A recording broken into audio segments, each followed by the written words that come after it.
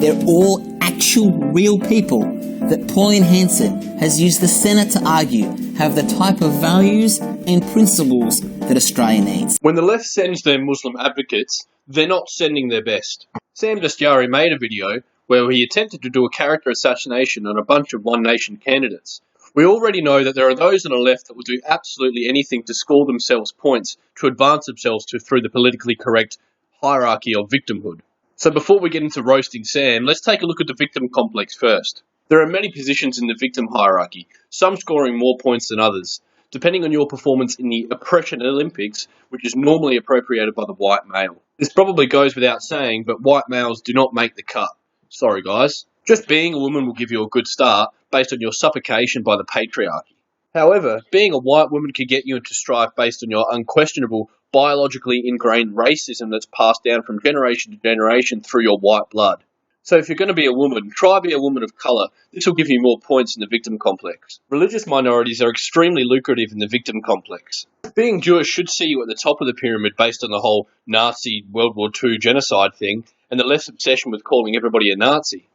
However, they have recently received a severe demotion because Donald Trump called Israel a close friend and ally of the US. And as we all know, Trump is Hitler reincarnated, so by default, the Jews must come down the pyramid because we must not agree with any views espoused by Donald Hitler Trump. Racing ahead at the top of the victim complex is Muslims. Muslims are now becoming Voldemort, where people are too scared to say the word Islam for fear of social justice lynch mobs, smearing their names as racist bigots whilst ruining their careers. It seems a strange relationship that the left has decided to engage in. Nonetheless, Muslims are the new guinea pigs for the left to flaunt in the people's faces as the new and improved leader of the victim hierarchy. This is where Sam Dastyari has seen an opportunity for political gain. Despite being born to parents who fled the tyrannical Islamic law of Iran at the age of 5, the Iranian-born non-practicing Muslim, as he very recently described himself, has campaigned for the Muslim community in Australia on halal certification and other pro-Islamic issues. During a fiery exchange with Pauline Hanson on Q&A, Dastyari, who's confidently sat on his high horse lecturing Pauline Hanson about her using politics of fear, was caught red-handed playing the Muslim card when questioned about his faith. Are you a Muslim? Really?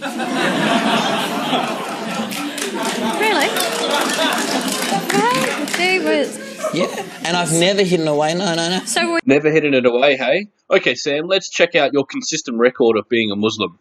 In an article publishing an interview with documentary maker John Safran, Safran spoke about a conversation he had with Sam Dastyari where he said, Sam says he's an atheist, so religiously he's not a Muslim anymore. Leading up to the confrontation with Pauline Hanson, Dastyari made a tweet saying, never been religious, bracket, born Muslim, under the Hanson ban I would have never been able to come to Australia. Dastyari's lifestyle does not reflect that of a devout Muslim who has never hidden away his Islamic faith, as he so arrogantly states. On many occasions, he has been pictured drinking alcohol, which is strictly forbidden under the Islamic faith.